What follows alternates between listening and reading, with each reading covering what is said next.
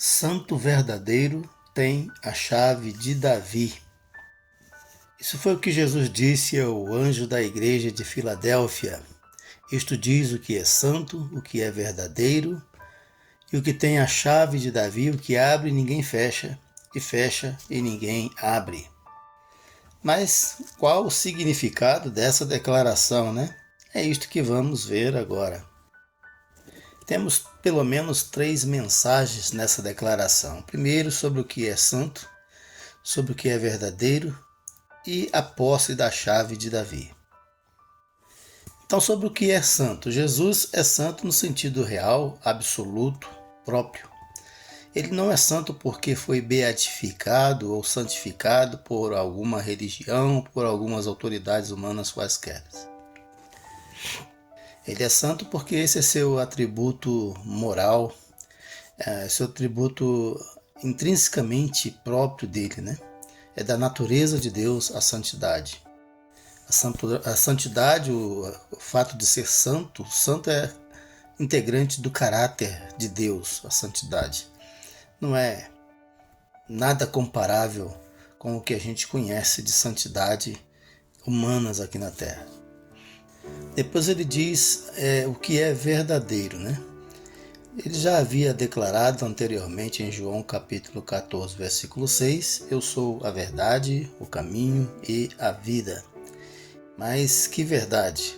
Jesus é a verdade absoluta no sentido mais iluminado que se possa imaginar, ou além desse, né? Além do que a gente pode imaginar. Jesus é a verdade no sentido mais iluminado, mais completo. A verdade que foge ao nosso entendimento, né? Nós não podemos imaginar essa verdade que há em Jesus. A iluminação plena de revelar completamente todas as coisas, de conhecer perfeitamente todas as coisas, de ser essencialmente tudo de bom.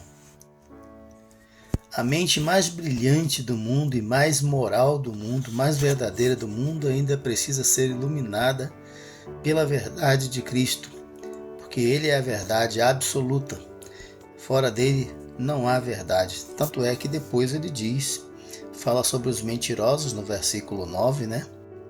Aqui da carta à Filadélfia, ele fala que vai condenar, que vai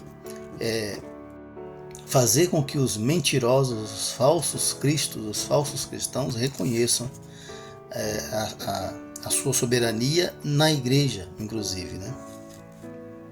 Ele diz, farei com que os mentirosos, aqueles que dizem ser judeus e não são, venham e reconheçam e adorem aos teus pés e reconheçam que eu te amei.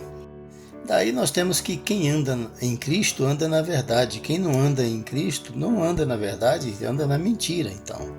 Né? Pensa que anda, muita gente pensando que anda na verdade, mas anda na mentira. Porque se não está em Cristo, está na mentira. Jesus é a verdade. Andar na fé significa andar na fé em Cristo significa andar na verdade. Pelo menos 3 vezes no livro de Apocalipse, Jesus se declara, ou há uma declaração sobre Jesus de que ele é verdadeiro. Aqui no 3, versículo 7, também no 6, versículo 10 e no 19, versículo 11. Lembrando que em Apocalipse 3 tem uma linguagem simbólica, né? Que significa aí no caso número 3 a perfeição, enquanto 3,5 é a imperfeição. Então 3 é a perfeição divina. Em terceiro lugar, a questão da ser a chave de Davi. Ele diz, aquele que tem a chave de Davi. O que significa isso? Isto significa que Jesus é o rei legítimo. Né? A legitimidade está nesse fato de ter a chave de Davi. Isto diz respeito às profecias, por exemplo, de Isaías, capítulo 22, versículo 21 e 22, onde está escrito assim, e vesti-lo-ei da túnica e cingi-lo-ei com o teu cinto, e entregarei nas suas mãos o teu domínio, e será como pai para os moradores de Jerusalém e para a casa de Judá. E porei a chave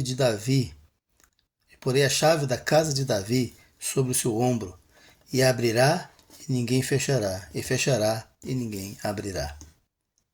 Então Jesus tomou para si essas palavras, porque a ele se aplica perfeitamente essas palavras e a mais ninguém. Ele é esse da história que veio prometido por Deus para ser o reinante sobre a casa de Davi.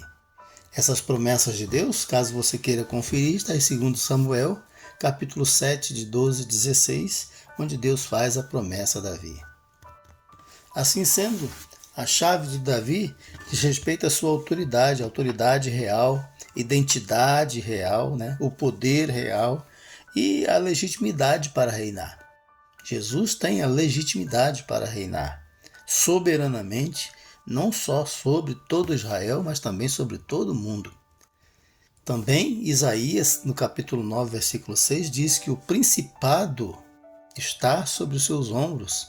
Ele tem a posição estabelecida por Deus para reinar absolutamente.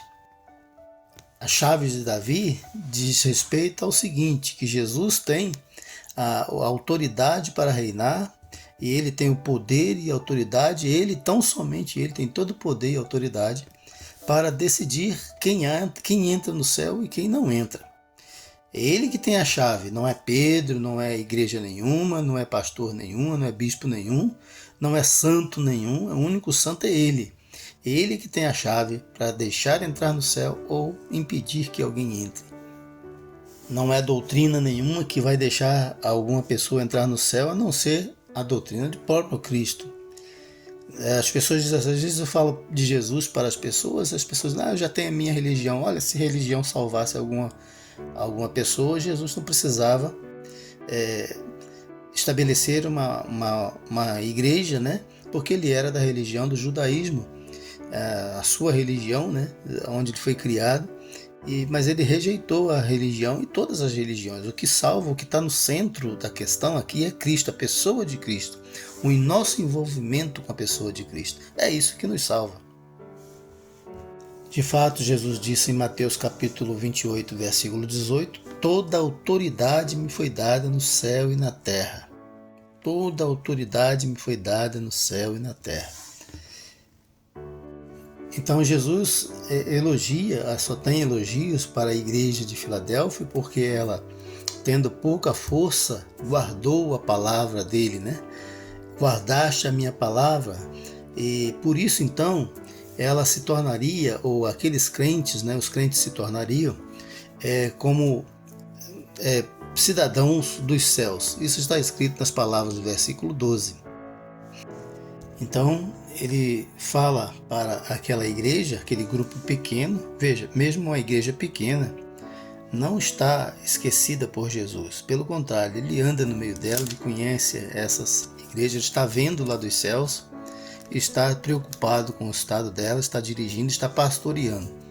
Ele foi para o céu, mas não abandonou-nos, não abandonou a sua igreja.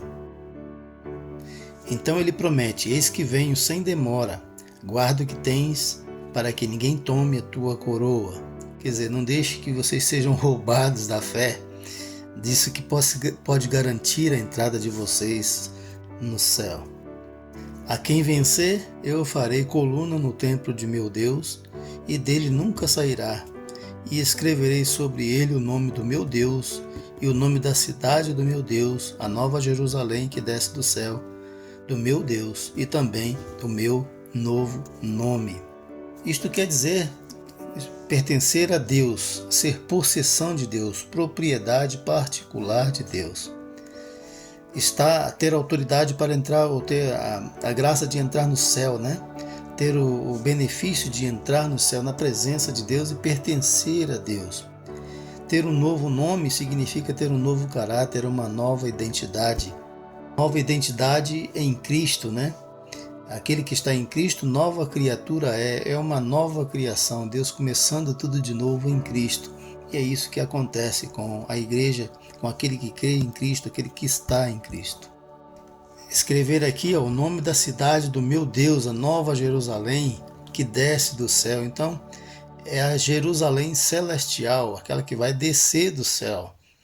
A gente não imagina como que é isso, mas é a corte celestial descendo à terra para buscar a sua igreja. Jesus vem buscar a sua igreja e vem com a sua corte celestial, e ao mesmo tempo também ele vai começar o julgamento das nações, o julgamento dos infiéis. E ter o nome escrito da cidade de Deus significa ser cidadão dos céus. É a nova cidade daquele que crê em Jesus. Então, nós cristãos, ou aquele que é cristão, é cidadão de duas pátrias. Nós somos aqui, no caso, brasileiro, mas nós somos também cidadãos dos céus. Você já crê em Jesus? Creia, porque ele é único, absoluto, ele tem a chave de Davi, o santo verdadeiro que tem a chave de Davi. Mas ninguém tem isso. Mas ninguém pode te oferecer a salvação, só Jesus. Ele é a autoridade estabelecida por Deus para isso. Os apóstolos ensinaram isso, as escrituras estão cheias de ensinos sobre isso. Paulo diz que, escrevendo a Timóteos capítulo 2, versículos 5 e 6, né? Deus quer que todos os homens sejam salvos, né? E que nós devemos orar por todas as autoridades, por todos os homens, porque Deus quer isso, né? E fala que Jesus é o único mediador entre Deus e os homens, aquele que se ofereceu a si mesmo em resgate de muitos. Então, creia em Jesus, ele é a salvação.